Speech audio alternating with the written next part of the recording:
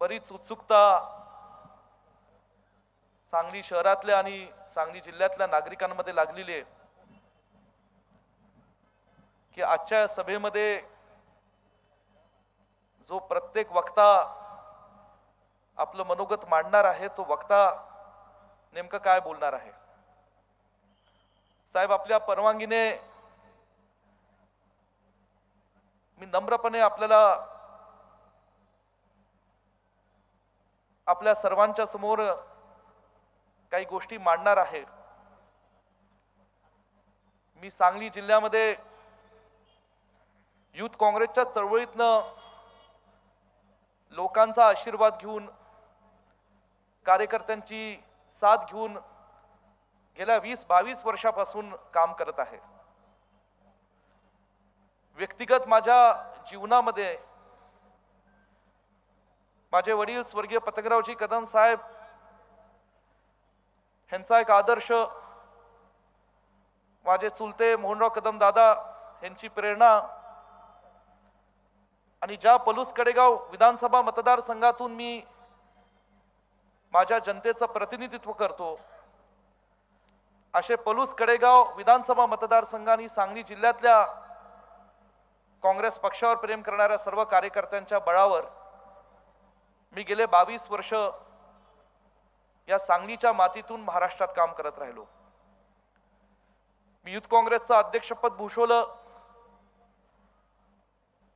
आणि काँग्रेस पक्षाचा कार्यकर्ता म्हणून सांगली जिल्ह्यामध्ये कुठलंही नैसर्गिक संकट असो, कधी दुष्काळाचं संकट आलं, कधी कृष्णा नदीवर महापुराचं संकट आलं, तर कधी सांगली जिल्ह्यावर राजकीयही संकट आलं।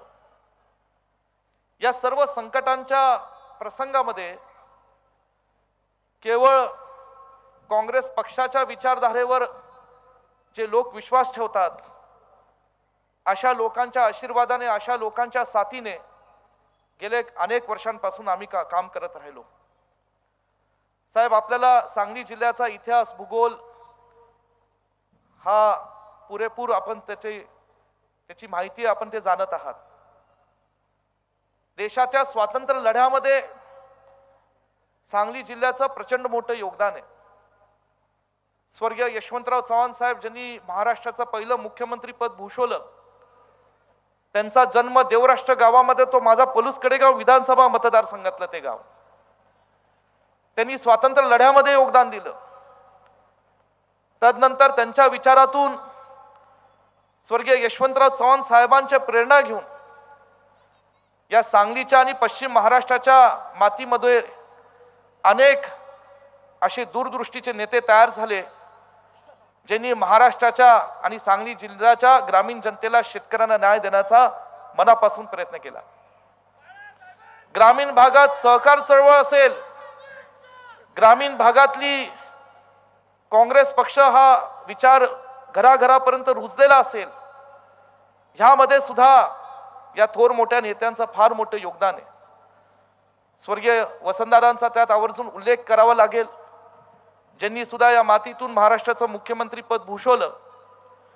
परंतु तदनंतरच्या काळात जेव्हा देशात आणि महाराष्ट्रात काही राजकीय घडामोडी घडत होत्या, त्यांचा आणि काँग्रेस पक्षातल्या अनेक नेत्यांचा, स्वर्गीय राजाराम बापू असतील, ह्यांचा सुद्धा आदर्श डोळ्यासमोर ठेवून एक नवीन पिढी महाराष्ट्र सांगली जिल्ह्याच्या राजकारणातून तयार झाली।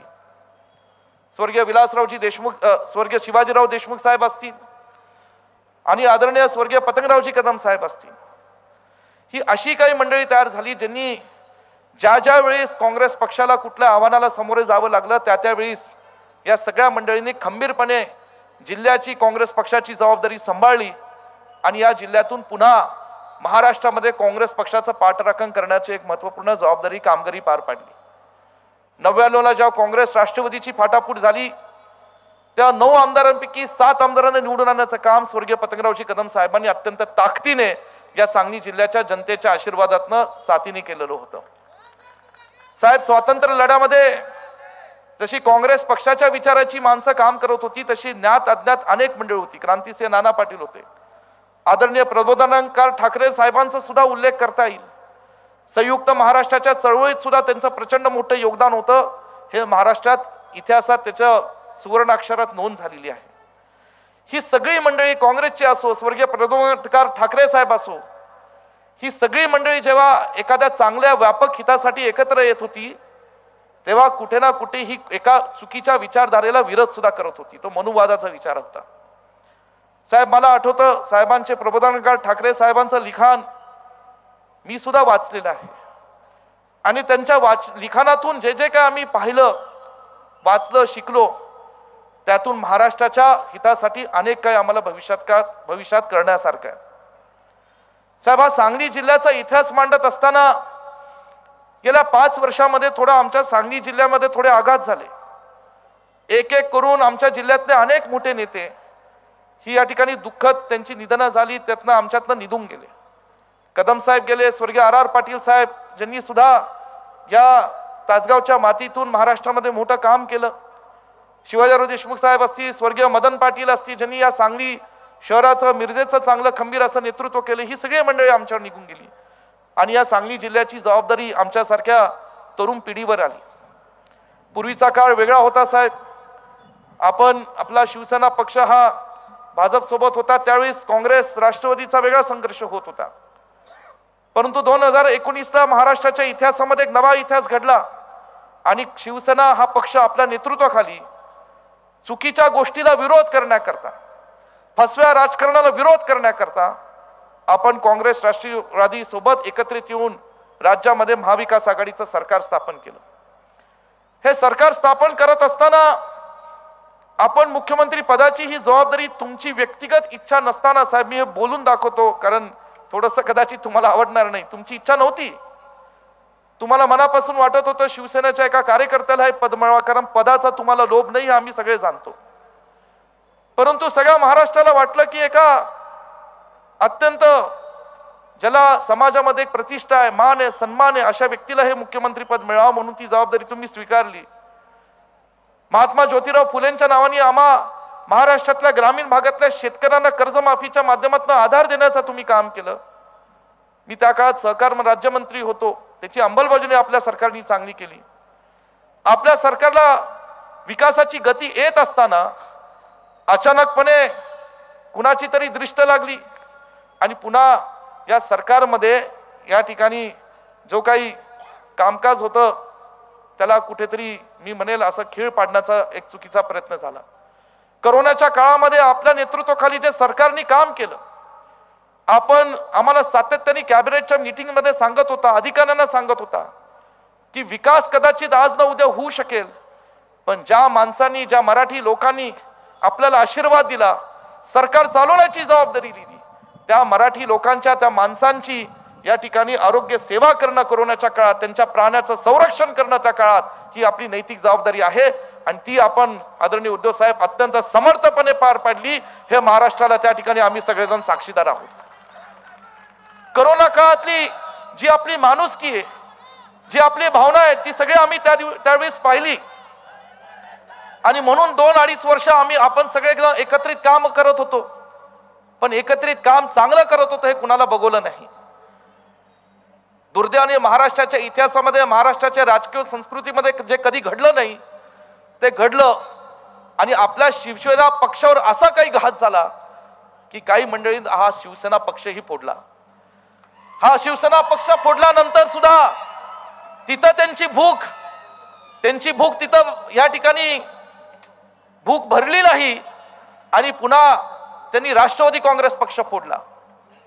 हे सगळं आपल्या डोळ्यासमोर होत होतं साहेब. आज मला या ठिकाणी म्हणायचंय की जो पक्ष, शिवसेना पक्ष, स्वर्गीय बाळासाहेब ठाकरे साहेबांनी मराठी माणसांच्या अस्मितेसाठी, महाराष्ट्रातील मराठी लोकांसाठी, मुंबईमध्ये एकेकाळी असणाऱ्या महाराष्ट्राच्या कानाकोपऱ्यातून गेलेल्या गिरणी कामगारांसाठी, त्या कामगारांच्या न्याय हक्कासाठी जो पक्ष स्वर्गीय बाळासाहेब ठाकरे साहेबांनी या ठिकाणी स्थापन केलेला होता, तो पक्ष सुद्धा फोडण्याचं पाप या महाराष्ट्राच्या राजकारणात काही लोकांनी केलं. खरं सांगायचं साहेब, महाविकास आघाडी तरी कुठे कमी पडली नाही. विरोधी पक्ष म्हणून जे काही नियतीने आपल्यावर घात घातला त्याच्यातनं सुद्धा सावरून आपण सगळे एकत्रित काम करत होतो. पण ते सुद्धा लोकांना बघवलं नाही, म्हणून त्यांनी आपल्यातला एक सहयोगी पक्ष तिसरा राष्ट्रवादी काँग्रेस पक्ष हा सुद्धा फोडण्याचं पाप केलं आणि महाराष्ट्राच्या राजकारणाला एक चुकीचं गालबोट लावलं.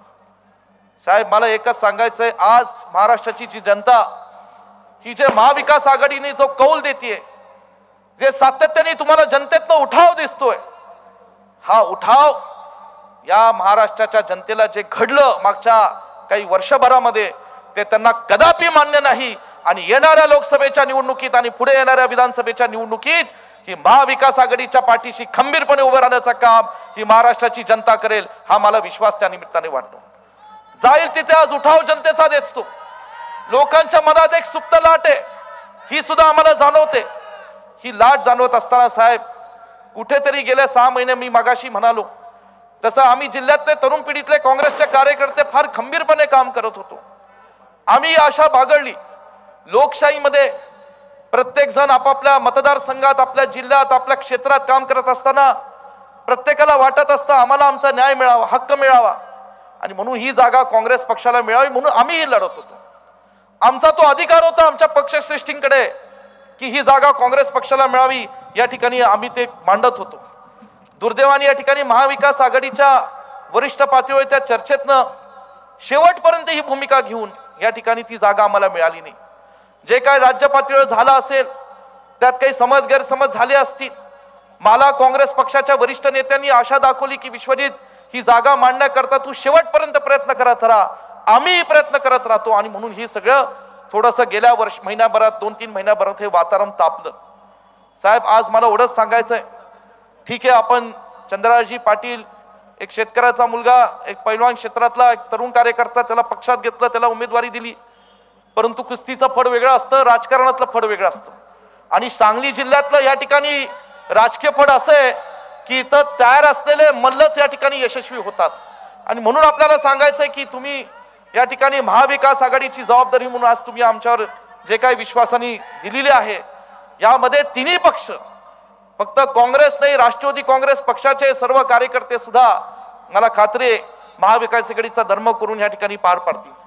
साहेब, मला एवढंच सांगायचं आहे की आज जेव्हा काँग्रेस पक्षाचा कार्यकर्ता म्हणून मी माझ्या भावना मांडत होतो, मला माहिती आहे 2च मिनिटात मला संपवायचं आहे, परंतु लोकांच्याही काय भावना आहेत आणि त्या या ठिकाणी मांडणं साहेब आवश्यक आहे.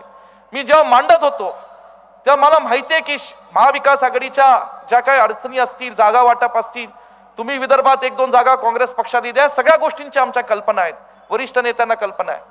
परंतु कुठेतरी आम्हाला तळमळ मनामध्ये होती की यंदा आम्हाला ही जागा लढवायला हवी होती. तरी सुद्धा साहेब, हा निर्णय महाविकास आघाडीचा आता आम्ही मान्य करतोय. जे काय आम्हाला राहिलेल्या कमी दिवसांमध्ये जेवढं शक्य असेल तेवढा लोकांपर्यंत पोहोचण्याचा आम्ही प्रयत्न करतोय. उमेदवारांनी त्याच्या पद्धतीने कष्ट घ्यायला हवे, मित्र पक्षाने सुद्धा त्यांच्या पद्धतीने त्यांचे कार्यकर्ते कामाला लावायला हवे, हे सगळं मान्य आहे. साहेब, एवढंच सांगतो की महाराष्ट्राचा तुमच्याकडे बघण्याचा दृष्टिकोन वेगळा आहे. आज शरद पवार साहेबांवर सुद्धा जो घात झालेला आहे त्याच्या बाबतीत एक मोठी सहानुभूती लोकांमध्ये. आज आमचे नेते राहुलजी गांधींनी जी भारत जोडो यात्रा 3,500 किलोमीटरची काढली, त्याच्या बाबतीत लोकांची आस्था आणि त्याच्या बाबतीतलं राहुलजींच्या बाबतीतलं एक आकर्षण वेगळं आहे. आणि आज तुमच्याकडे सुद्धा महाराष्ट्राचा एक वाघ म्हणून या ठिकाणी पाहण्याची आज जे लोकांचा दृष्टिकोन आहे. पण जसे तुम्ही वाघ आहात साहेब, तसे सांगली जिल्ह्यातले आम्ही सुद्धा वाघ आहोत, एवढंच मला सांगायचंय. आणि वाघ म्हणून जे काय आम्हाला या ठिकाणी महाविकास आघाडीचा धर्म पाळायचा आहे तो पाळण्याचा निश्चितपणे प्रयत्न करू आणि ते केला जाईल, ते कृतीमध्ये दिला जाईल, एवढंच तुम्हाला प्रामाणिकपणे सांगतो आणि माझे 2 शब्द इथंच थांबवतो. जय हिंद, जय महाराष्ट्र.